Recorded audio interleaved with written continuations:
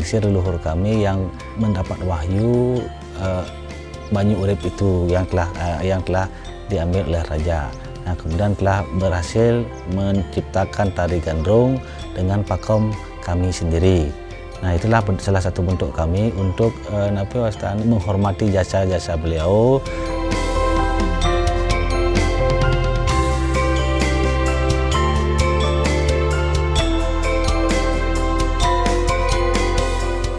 Ya, tentu Tiang sangat berharap agar tari sebagai warisan leluhur itu agar tetap ajak, agar tetap lestari.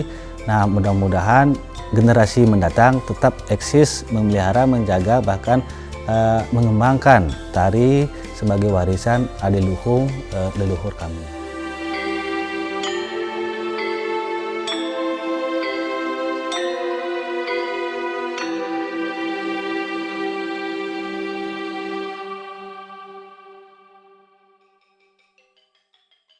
Jadi kami di Desa Adat Batu Kandik itu berada di desa dinasnya Batu Kandik. Nah, di Batu Kandik itu sendiri ada 3 desa adat. Nah, salah satunya adalah Desa Adat Batu Kandik, kemudian ada Desa Adat Kertebuana dan juga Desa Adat Tri Wahana Dharma. Nah, kami sendiri di Desa Adat Batu Kandik itu diemong sama 8 banjar adat. Nah, di 8 banjar adat itu sendiri ada Banjar Adat Batu Kandik, Banjar Adat Sukun, Banjar Adat Antapan, Banjar Adat Goyangan, Banjar Adat Bangun Urip, Banjar Adat Bingin, Banjar Adat Belalu, Banjar Adat Buluh. Nah, dari ke-8 Banjar Adat selaku pengemong di Desa Adat Batu Kandik, ada kramenya itu sejumlah 570 krama mipil, krama ngarap. Apa yang Tiang sampaikan tadi, Desa Adat Batu Kandik itu kan di bawah Desa Dinas Batu Kandik. Jadi kecamatannya Nusa Penida, Kabupaten Kelungkung, Provinsi Bali.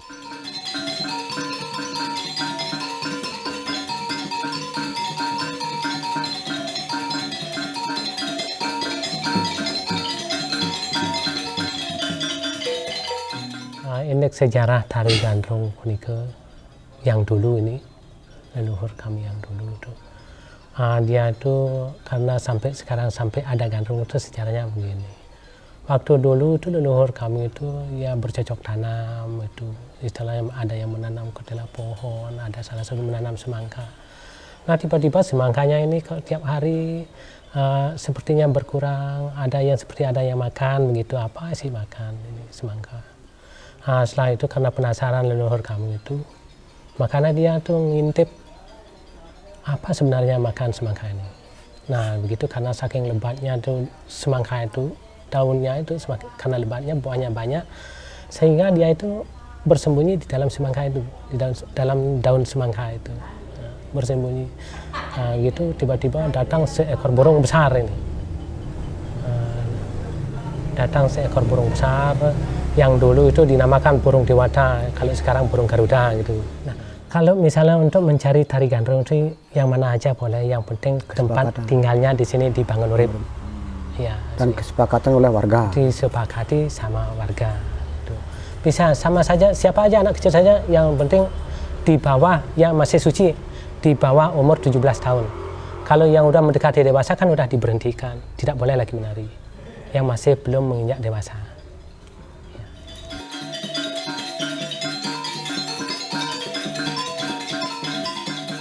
Ya, kalau yang dulu itu kan ini pernah menjadi penari gandrung itu, ya. Yang ini. Kalau saya itu kan kelahiran tahun 1972. Dari saya itu SD kelas 3 saya sudah diajari tari gandrung. Disuruh menari tari gandrung, itu diajari dari orang tua yang dulu yang mengajari. Mungkin karena, nah itu udah cerita almarhum, itu cerita leluhur kami yang dulu itu karena mengobati dengan air suci tersebut, dengan banyu urip tersebut, maka karena menyebarnya untuk Nusa Penida, dia selalu mengobati bahkan sampai ke Puri Kelungkung itulah kisahnya. Nah, setelah dia didatangi ke sana, dia tuh karena penasaran itu Raja Kelungkungnya itu benar nggak ada orang sakti yang tinggal di Nusa Penida itu Banyu Urip, Bangun Urip. Setelah ada yang bilang bahwa memang benar ada, dipanggillah ke sana, dia menghadap dengan membawa banyu urip tersebut. Ya. Kalau misalnya sampai memang benar ada orang sakti, suruh datang ke sini. Nah, sehingga leluhur kami itu mendatangi ke sana, dipanggillah dia. Nah, di sana dia dikasih, ini ada pohon tembakau. Kalau ini bisa menjadi kori, daun kori, barulah yakin memang benar-benar kamu ini memang benar sakti. Barulah dipakai air tersebut. Menjadilah dia sebuah kori yang berasal dari las tembakau gitu. Ya, ya. Sehingga karena memang keajaiban seperti itu, memang nyata seperti itu, maka obat atau banyu urip tersebut diminta sama sang raja. Jangan membawa ini lagi ke Nusa. Kalau ini dibawa ke Nusa, nanti semua orang itu bisa hidup. Kalau orang mati bisa hidup kembali. Susah jadinya, banyak orang jadi Nusa. Sehingga ya ditinggalkan di sana, diminta sama raja tersebut air banyu urip itu. Makanya di sana disuruhnya leluhur kami itu, kalau kamu untuk di Nusa dirikanlah sebuah tarian. Tari apa aja? Salah satunya karena di sini ada tarian gandrung, tari gandrung juga bisa. Makanya dia leluhur kami itu setelah kembalinya ke Nusa itu ke sini, dia kepikiran karena ingin menyambung sesuai dengan apa yang namanya banyu urip karena merupakan kehidupan, makanya dia menyambung dengan sebuah tarian, tari gandrung, dengan dinamakan dengan tari gandrung, gandrung bangun urip, banyu urip gitu. Karena mengganti sebuah air yang sudah diambil sama sang raja tersebut. Gitu. Makanya sampai sekarang tari gandrung itu berasalnya dari sini bangun urip, karena banyu urip itu merupakan kehidupan, makanya tari gandrung dinamakan gandrung bangun urip.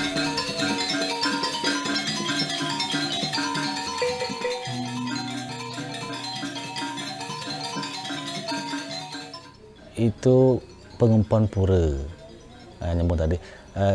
Kenapa nih dijadikan pengumpulan pura adalah bentuk penghormatan kami terhadap penglingsir leluhur kami yang telah mendapat wahyu banyu urip itu yang telah diambil oleh raja. Nah, kemudian telah berhasil menciptakan tari gandrung dengan pakom kami sendiri. Nah, itulah salah satu bentuk kami untuk menghormati jasa-jasa beliau. Kemudian tempat beliau disemayamkan, dikubur itu kami buatkan pelinggih. Nah, sampai saat ini pelinggih itu kami pelihara, kami jaga, dan tempat beliau disemayamkan kami namakan pura itu Pura Griya. Nah, tapi sesuai dengan perkembangan zaman, karena katanya dalam sebuah pura itu tidak boleh ada kuburan, maka pada tahun 2000-an, itu nggak salah 2001 atau berapa 2000, itu kami adakan pelebon. Nah, di perkara itu termasuk pura yang kemarin cuma berapa pelinggih itu kami renovasi, kita menyesuaikan dengan kebutuhan yang kami harapkan ada dalam pura nike. Nah, karena sebagian besar kami ini adalah keturunan Pasak, jadi kami buatkan di sana Meru Tumpang 7, kemudian ada juga Meru Tumpang 5, kemudian ada juga Seluang Menjang, nah Seluang Menjang, dan juga Pelinggih Tatsu. Nah, kita. Ya, kalau masalah persiapan gandrung kan, sebelum dia menjadi pintas itu gandrung itu disucikan dulu. Ya. Kalau yang sekarang itu adalah prascita, di prascita dulu. Nah, sudah gitu baru dijadikan pintas ke pura atau siapa yang membutuhkan gitu. Nah, di samping itu kalau ada orang yang memerlukan, orang yang tersebut tuh ke sini dengan istilahnya mesadok gitu. Ya, mesadok istilahnya.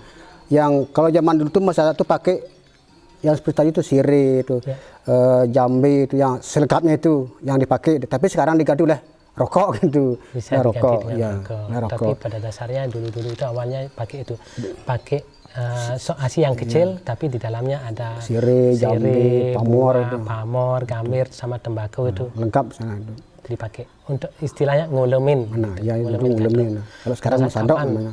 bisa menari ke sini, oh tanggal ini bisa menari dengan membawa sarana itu. Kalau persyaratan untuk gandrung menari, misalnya ada upacara di tempat lain, tetap ketika sebelum ada ini menari itu upacara bantannya harus ada dulu.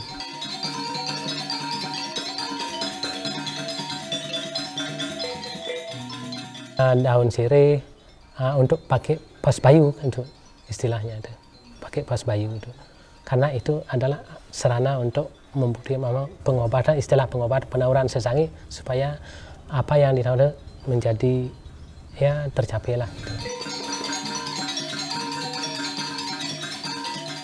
Pos Gedubang kalau di sini tuh, pos Gedubang. Kalau yang masih dikunyah itu pos Gedubang, kalau udah diberikan sama orang yang memerlukan pos bayu. Pos bayu namanya. Karena merupakan kehidupan untuk menghidupkan kembali. Ya. Dahi ya, di dahi. Di sini itu setiap sendi itu dikasih aja. Di sini diungkut di arah di belakang itu. Setiap sendi-sendi itu dipakai pos bayu itu. Nah, kekuatan orang itu kan memang di sini itu. Ya kalau ini udah lumpuh atau bagaimana kan tidak bisa bergerak itu orangnya itu gitu.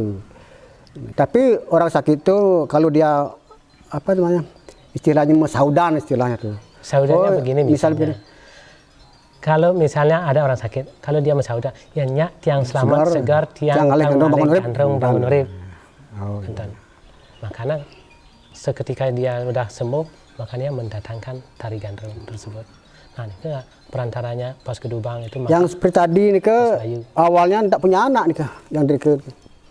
Nah, berdah gitu baru dia apa istilahnya mesauda gitu. Kalau dia punya keturunan, apapun keturunannya, dia kesanggup mendatangi gandrung. Selama ngelatih anak, dapat muani, misal salah satu tiang kang ngali gandrung bangun urip. Nah, akhirnya terkabul karena dia punya keturunan. Nah, setelah dia punya keturunan, itu setelah dia sudah berumur 3 bulan, baru mendatangkan tari gandrung. Sebagai penaurang sesangi. Banyak pragat sesangin ane sang ketawur. Bahkan sampai sekarang anak muda masih dalam proses belajarnya untuk menggamal tari gandrung biar untuk bisa menyambung ke depannya, biar nggak punah gitu. Ya. Tetap ada latihannya. Ketika ya mau menari untuk besoknya misalnya ini, misal ke tempat penyiar lain, hari ini udah dia ini latihan. Hari ini udah latihan, besoknya tinggal berangkat.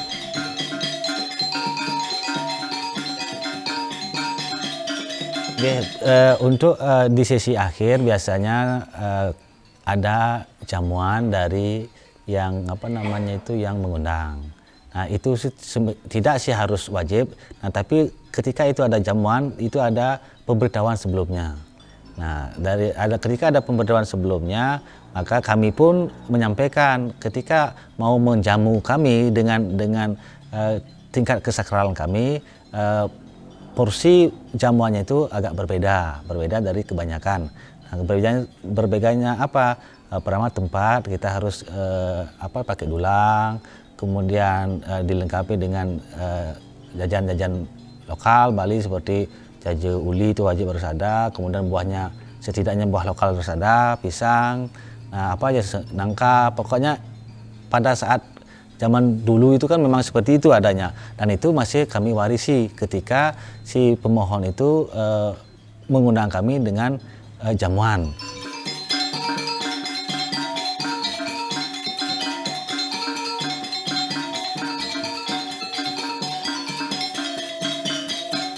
Banten untuk di gandrung, Banten Sorowan, daging Pras Pejati, daging pajegan satu, tebogan kayak Bali itu tebogan, ada sorowan, ada Pras Pejatinya, ada alat gininya base apa segala macam itu pamor itu ada satu gini satu tempat lain gitu. Apa yang kita mohon itu pasti gitu, yang orang-orang dulu mencoba untuk mesesangi. Ternyata dikabulkan, yang udah bayar sesangi tiang mencari gandrung. Ya pas waktu proses sesangi ini ke upacaranya gandrungnya ke sini ke rumah tiang dan ada upekari Bantennya, Khusus untuk gandrungnya ada Bantennya, Banten khusus untuk gandrung. Secara global tiang beli Banten upacara 3 bulan cucu tiang 7 juta. 7 juta. Terus untuk Banten gandrungnya 1 meja itu khusus. Itu khusus untuk gandrung. Habis dia nari, dia natap itu Bantennya itu langsung makan sirih itu untuk istilah Balinya nyolek pos gitulah. Itu pos kedubang namanya. Terus cucu tiang, cucunya semua keluarga termasuk tiang, kakeknya, ayahnya, mamanya, semuanya. Ya gitu seneng kita sudah dapat cucu lah, ingatlah dengan sesangi kita.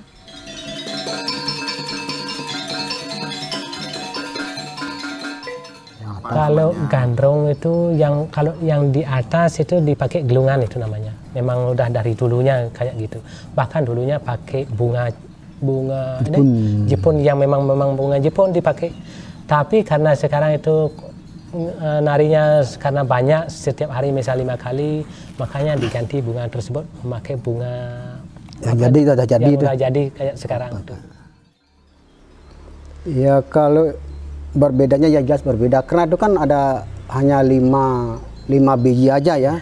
Ya jelas berbeda dengan yang lain. Kalau yang lain itu pakai bisa ada yang daun 7, ada yang daun 10 gitu. Ya jelas jauh berbeda tuh caranya. Caranya bermainnya berbeda juga gitu. Kalau yang pakai bambu itu, kalau itu gamelan yang pakai bambu yang tadi itu namanya congklek gitu. Namanya congklek. Kalau yang pakai gener yang daunnya 5, yang kecil-kecil itu gangse istilah, kalau di sini gangse yang dibilang.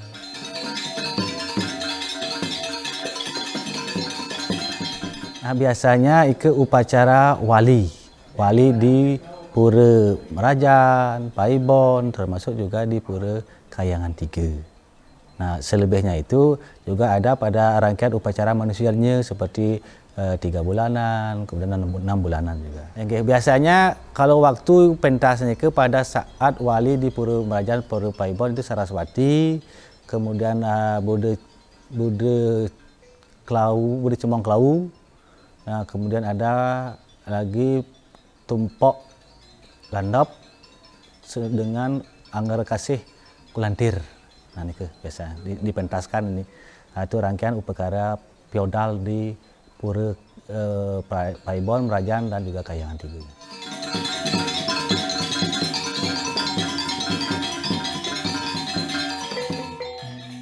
Kalau pentas tari gandrung yang paling sering ini didatangi orang-orang yang bersangkutan ketika dia ingin membayar sesangi apa segala macam itu. Sering malah ketimbang dengan Dewa Yadinya misal di Pura-Pura. Kalau di Pura-Pura kan berselang 6 bulan sekali. Ya, kalau untuk keperluan orang itu masing-masing Banjar itu yang lain, misal di sini yang lain itu sering. Bahkan setiap harinya tetap jalan dia. Tadi kan sudah ya, besok lagi ke para tuh ke Macang. Tanggal 12 lagi ke Dudungan. Tanggal 18 lagi ke sana yang tadi. Ya, bahkan satu hari itu bisa 8 kali. 8 kali bisa. Kalau untuk daratan ini, untuk di Nusa Penida udah semuanya merata lah. Tabanan. Tabanan. Terus Pak Star tuh bawa kemana tuh? Di Gianyar ke Banjar Rapi dan Mending. Pak Star yang bawa ke sana.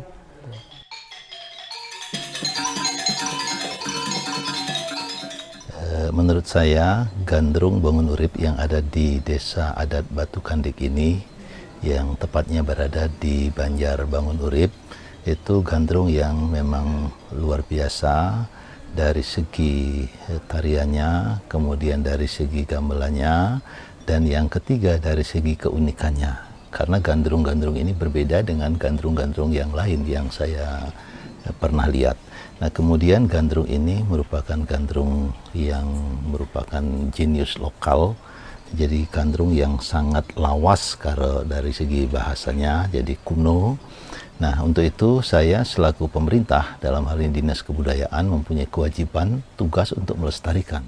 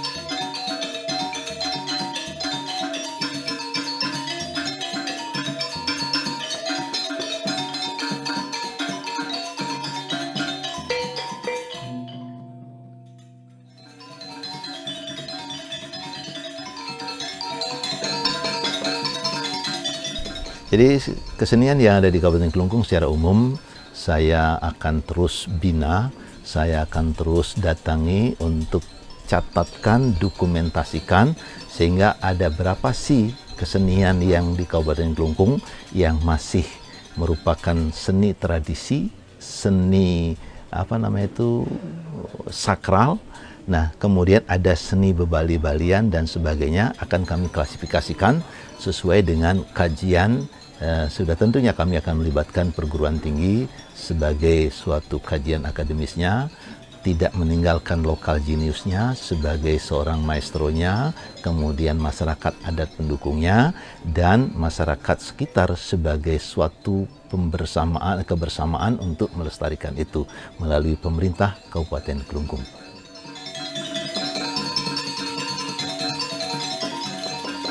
Terus selaku masyarakat pada umumnya Tiang Saking Banjar Bangun Urip, semoga dari pihak pemerintah ini bisa memberikan perhatiannya terhadap kami, terhadap usaha tari gandrung ini biar bisa menjadi maju untuk kedepannya lagi. Ya, tentu Tiang sangat berharap agar tari sebagai warisan leluhur itu agar tetap ajak, agar tetap lestari. Nah, mudah-mudahan generasi mendatang tetap eksis, memelihara, menjaga, bahkan mengembangkan tari sebagai warisan adiluhung leluhur kami.